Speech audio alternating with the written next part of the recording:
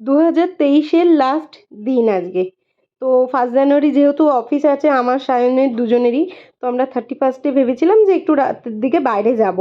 তো পার্ক স্ট্রিটের দিকেই যাওয়ার প্ল্যান ছিল, কিন্তু ওখানে একটা রেস্টুরেন্টেও আমাদের বেবি নিয়ে অ্যালাউ করেনি, যার জন্য লিও খুব হতাশ হয়ে পড়েছে। তো লাস্টে আমরা পার্ক স্ট্রিট থেকে আবার ঘুরে সাউথ সিটির দিকে এসেছিলাম। তো সাউথ সিটি ছাড়া আমাদের কাছে আর কোনো অপশানও ছিল না। তো এখানে এসেছি শান্তনুদা, মীনাক্ষীদি, সায়ন আর আমি, আর সাথে ছোট্ট আমাদের লিও। তো লিও তো খুব মজা করছে, এখানে বেশ সুন্দর এত আলো দেখে বেশ খুশিই হয়েছে, অনেকদিন পর মলে ওকে নিয়ে আসা হলো। আর সাউথ সিটির ভেতরটা এত সুন্দর ডেকোরেশন করা যে কোনো কারোর মন নিমিষে ভালো হয়ে যাবে। এইটাই মনে হয় কলকাতা, তাই না? যে কোনো অকেশনে এত সুন্দর চারদিকে সাজানো গোছানো হয়, মানে জাস্ট কিছু বলার ভাষাই নেই। আমার তো খুব ভালো লাগছিল, কারণ অনেক দিন পরেই আমি সাউথ সিটিতে এলাম। তো আমরা যেহেতু ডিনার করব, তাই প্রতিটা জায়গাতে এত বেশি ভিড় আর ওয়েটিং ছিল। তো আমরা প্রতিটা রেস্টুরেন্টে একদম নাম নিজেদের এনরোল করছিলাম, যে যেখান থেকে আমাদের ডাকবে আমরা সেখানেই আগে ঢুকে যাব।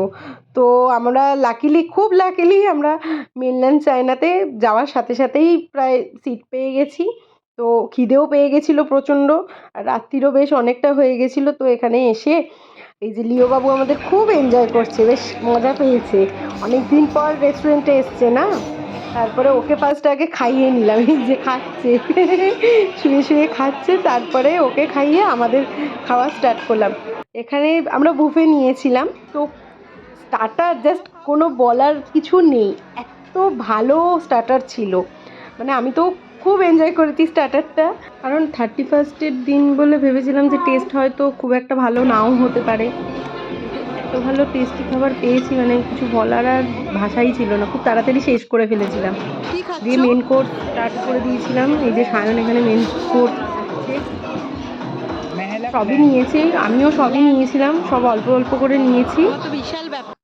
আর লাস্টে ছিল ডেজার্ট, আমি ব্রাউনি, পেস্ট্রি, কাস্টার্ড, আইসক্রিম কোনো কিছু বাদ দিইনি, কারণ আবার কবে আসবো তো জানা নেই। যে বাইরেটা এরকম সুন্দর ডেকোরেশন করেছিল, ওয়াও লাগছিল। গাড়িটা বুক করো। আজকে 2023-এর লাস্ট দিন, সবাই আশা করছি এই বছরটা ভালো কেটেছে। আমার তো খুব ভালো কেটেছে এবছর, অনেকগুলো মেমোরেবল ঘটনা ঘটেছে জীবনে। আশা করছি নতুন বছরে সবার খুব ভালো কাটবে। সবাইকে অ্যাডভান্স হ্যাপি নিউ ইয়ার, সবার নতুন বছর খুব ভালো কাটুক। কিছু ভালো লেগে থাকে চ্যানেলটা অবশ্যই সাবস্ক্রাইব করবেন, সবাই পাশে থাকবেন, নতুন বছর সবার ভালো কাটুক।